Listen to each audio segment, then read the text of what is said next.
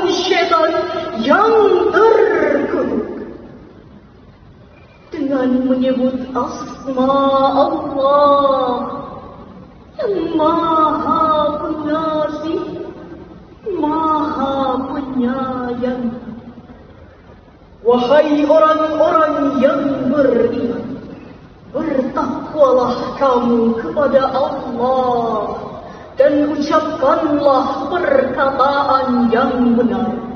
Niscaya Allah akan memperbaiki amal-amal dan mengampuni dosa-dosa. Siapa yang menaati Allah dan Rasul, sungguh Ia menang dengan kemenangan yang agung. Hadirin rahimakumullah, dalam ayat tersebut Allah menyandingkan perintah wattaqullah dan qulu qawlan sadida. Ini bermakna bahwa orang yang bertakwa kepada Allah haruslah menjaga lisannya dengan perkataan yang benar. Syekh Al-Qurtubi dalam kitab tafsirnya Al-Jami'u li Ahkamil Quran juz 14 halaman 253 menjelaskan bahwa wa qulu qawlan sadida ay qasdan wa haqqan, ucapkanlah perkataan dengan sengaja dan benar. Adapun perkataan yang benar adalah perkataan yang mengandung kebaikan. Namun hadirin, apa yang terjadi di era media sosial saat ini? Etika berkomunikasi makin jauh dari kehidupan sehari-hari. Banyak yang sudah tak peduli hingga membahayakan diri sendiri. Bahkan muncullah perilaku update status berlebih, selfie dengan berbagai macam ekspresi tanpa proteksi privasi. Media sosial juga perlahan-lahan mulai berubah fungsi, bukan hanya sebagai tempat berkomunikasi, tetapi menjadi tempat meluapkan emosi. Cyberbullying, cyberhate, dan cyberhoax. Hoax tampil layaknya fakta, dikemas dengan sedemikian rupa hingga pembaca percaya dan terperdaya, lalu disebarluaskan ke jejaring media hingga menebarlah kebohongan, muncullah ketakutan, bahkan hancurlah kehormatan korban. Hadirin yang kami banggakan, Kementerian Komunikasi dan Informatika Republik Indonesia dalam web resminya menyatakan mulai bulan Agustus 2018 hingga bulan Desember 2023 telah tercatat 12.057 isu hoax yang tersebar di jagat maya. Pantaslah jika Profesor Dr. Komarudin Hidayat, mantan Rektor Syekh Hidayatullah Jakarta, sebagai Duta Anti Hoax Indonesia menyatakan berita hoax sangat mengerikan yang membuat kegelisahan, menebarkan rasa benci dan ketakutan, bahkan bisa membunuh karakter karena berisi manipulasi dan kecurangan. Hadirin yang kami banggakan, telah banyak saudara kita yang telah menjadi korban penipuan, tergiur investasi bisnis bodong hingga rugi miliaran, terlibat sindikat barang haram, dan jadi buronan kepolisian, berpikat bujuk rayu akun palsu hingga jadi korban penculikan, pemerkosaan, dan pembunuh. Bahkan kita masyarakat awam masih sering terprovokasi oleh berita hoax, menebarkan ujaran kebencian hingga berakhir meringkuk dalam tahanan. Na'udzubillahi min dzalik. Hai kawan, rapatkan warisan, sebar kebenaran yang relevan, cegah kebohongan memedihkan. Berita hoax mari diabaikan, jangan terpancing hal-hal tak penting. Saring dahulu sebelum sharing, musiknya maling teriak maling, banyaklah eling mesti peparing.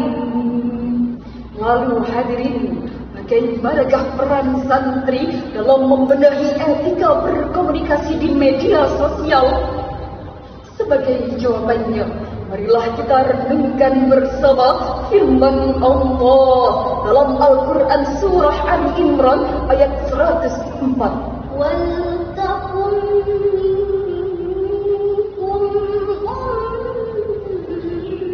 ummatun yad'una ilal khairi wa ya'muruna bil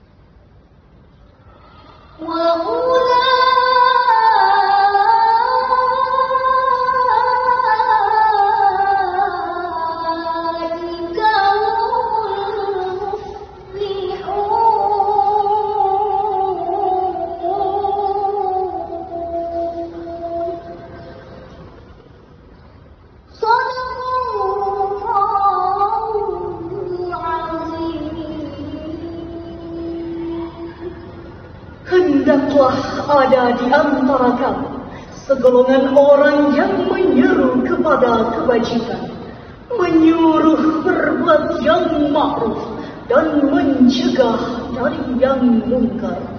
Mereka itulah orang-orang yang beruntung.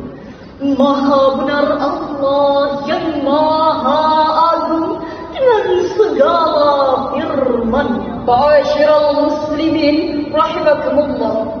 Imam Al-Baghawi dalam kitab tafsirnya Al-Baghawi halaman 141 menyatakan, "Wa takum minkum ummati yad'una ilal khair ay kullu ummatan yad'una ilal Islam." Jadilah kamu semuanya umat yang menyerukan kepada Islam, karena Islam menyerukan kebaikan. Hal ini juga selaras dengan hadis Rasulullah sallallahu alaihi wasallam bersabda, "Man kana yu'minu billahi wal yawmil akhir falyaqul khairan aw liyasmut." Barang siapa yang beriman kepada Allah dan hari akhir, maka hendaknya dia berbicara yang baik atau diam. Hadis riwayat Bukhari. Hadirin yang kami hormati, disinilah peran santri dibutuhkan.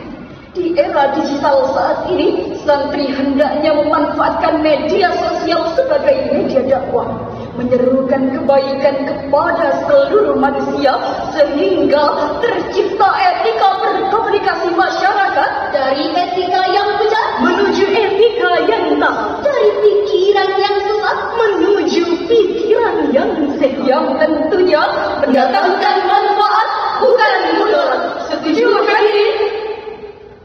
Sebagai kesimpulan, media sosial layaknya pisau bermata dua, membawa dampak positif dan dampak negatif.